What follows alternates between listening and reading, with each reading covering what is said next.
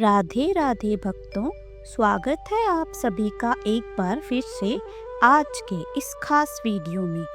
आज हम आपको परिवर्तनी एकादशी व्रत की कथा सुनाने जा रहे हैं। इस कथा का वर्णन एकादशी महात्म्य नामक ग्रंथ में मिलता है और इस कथा को स्वयं भगवान श्री कृष्ण ने युधिष्ठिर जी को सुनाया था। तो आइए इस कथा का श्रवण करते हैं। एक बार धर्मराज युधिष्ठिर बोले कि हे भगवान, भादो की शुक्ल पक्ष की एकादशी का क्या नाम है तथा उसकी विधि क्या है? उस एकादशी के व्रत को करने से कौन सा फल मिलता है, सो सब समझा कर कहिए। श्री कृष्ण भगवान बोले कि हे राजश्रेष्ठ, अब मैं अनेक पाप नष्ट करने वाली तथा अंत में स्वर्ग देने वाली भादो की शुक्ल पक्ष की वामन एकादशी या परिवर्तनी एकादशी की कथा को कहता हूँ। आप इसे ध्यान पूर्वक सुनो। इस एकादशी को जयंती एकादशी भी कहते हैं। इस एकादशी की कथा के सुनने मात्र से ही समस्त पापों का नाश हो जाता है। इसी एकादशी के व्रत का फल वाजपेय यज्ञ के फल से भी अधिक है। इस जयंती एकादशी की कथा से नीच पापियों का उद्धार हो जाता है। यदि कोई धर्मपरायण मनुष्य एकादशी के दिन मेरी पूजा करता है तो मैं उसको संसार की पूजा का फल देता हूँ। जो मनुष्य मेरी पूजा करता है उसे मेरे लोक की प्राप्ति होती है, इसमें किंचित मात्र भी संदेह नहीं। जो मनुष्य इस एकादशी के दिन श्री वामन भगवान की पूजा करता है वह तीनों देवता अर्थात ब्रह्मा विष्णु महेश की पूजा करता है। जो मनुष्य इस एकादशी का व्रत करते हैं उन्हें इस संसार में कुछ भी करना शेष नहीं रहता। इस एकादशी के दिन श्री विष्णु भगवान करवट बदलते हैं, इसीलिए इसे परिवर्तनी एकादशी कहते हैं।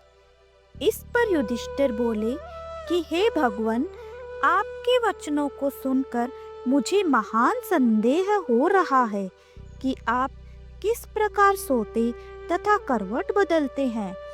आपने बलि को क्यों बांधा और वामन रूप धारण करके क्या लीलाएं करी? आपके इस व्रत की क्या विधि है, सो आप मुझे सब विस्तार पूर्वक कहिए। श्री कृष्ण भगवान बोले कि हे राजन, अब आप पापों को नष्ट करने वाली कथा का श्रवण करो। त्रेता युग में बलि नाम का एक दानव था। वह अत्यंत भक्त तथा ब्राह्मणों की सेवा करने वाला था। वह सदैव यज्ञ तप आदि किया करता था। वह अपनी भक्ति के प्रभाव से स्वर्ग में इंद्र के स्थान पर राज्य करने लगा। इंद्र तथा अन्य देवता इस बात को सहन न कर सके और भगवान के पास जाकर प्रार्थना करने लगे। अंत में भगवान ने वामन रूप धारण किया। मैंने भगवान तेजस्वी ब्राह्मण के बालक के रूप में राजा बलि को जीता। इस पर राजा युधिष्ठिर बोले कि हे जनार्दन, आपने वामन रूप धारण करके उस बलि को किस प्रकार जीता, सो विस्तार पूर्वक समझाइए।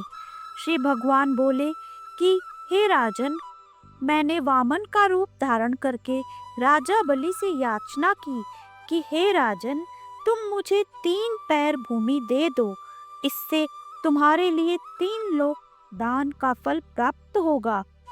राजा बलि ने इस छोटी सी याचना को स्वीकार कर लिया और भूमि देने को तैयार हो गया। तब मैंने अपने आकार को बढ़ाया और भूलोक में पैर, भुवन लोक में जंघा, स्वर्ग लोक में कमर, महलोक में पेट, जनलोक में हृदय, तपलोक में कंठ और सत्यलोक में मुख रखकर अपने सिर को ऊंचा उठा लिया। उस समय सूर्य, नक्षत्र, इंद्र तथा अन्य देवता मेरी स्तुति करने लगे। उस समय मैंने राजा बलि को पूछा कि हे राजन, अब मैं तीसरा पैर कहाँ रखूं? इतना सुनकर राजा बलि ने अपना सिर नीचा कर लिया। उस सिर पर मैंने अपना तीसरा पैर रख दिया। वह भक्त दानव पाताल को चला गया। जब मैंने उसे अत्यंत विनीत पाया तो मैंने उससे कहा कि हे बलि, मैं सदैव तुम्हारे पास रहूंगा। भादों के शुक्ल पक्ष की परिवर्तनी नामक एकादशी के दिन मेरी एक प्रतिमा राजा बलि के पास रहती है और एक क्षीर सागर में शेष नाग पर शयन करती है। इस एकादशी को विष्णु भगवान सोते हुए करवट बदलते हैं। इस दिन त्रिलोकी के नाथ श्री विष्णु भगवान की पूजा की जाती है।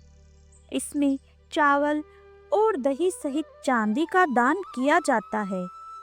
इस दिन रात्रि को जागरण करना चाहिए। इस प्रकार व्रत करने से मनुष्य समस्त पापों से मुक्त होकर स्वर्गलोक को जाता है। वह स्वर्गलोक में जाकर चंद्रमा के समान सदैव प्रकाशित होते रहते हैं। उनको इस लोक तथा परलोक दोनों में यश मिलता है। जो इन पापों को नाश करने वाली इस कथा को सुनते हैं उन्हें अश्वमेघ का फल मिलता है। जय श्री हरि विष्णु। तो भक्तों, यह थी परिवर्तनी या वामन एकादशी की व्रत कथा। तो आपको यह कथा कैसी लगी हमें कमेंट में जरूर बताइए तथा वीडियो को लाइक एंड शेयर कीजिए। ऐसे ही और कथाओं के लिए हमारे चैनल को जरूर सब्सक्राइब कीजिए। हम आपके लिए ऐसे ही धर्मपरायण कथाएं लाते रहते हैं। तो आज के वीडियो में इतना ही। मिलते हैं अगले वीडियो में। तब तक के लिए जय श्री कृष्णा। राधे राधे।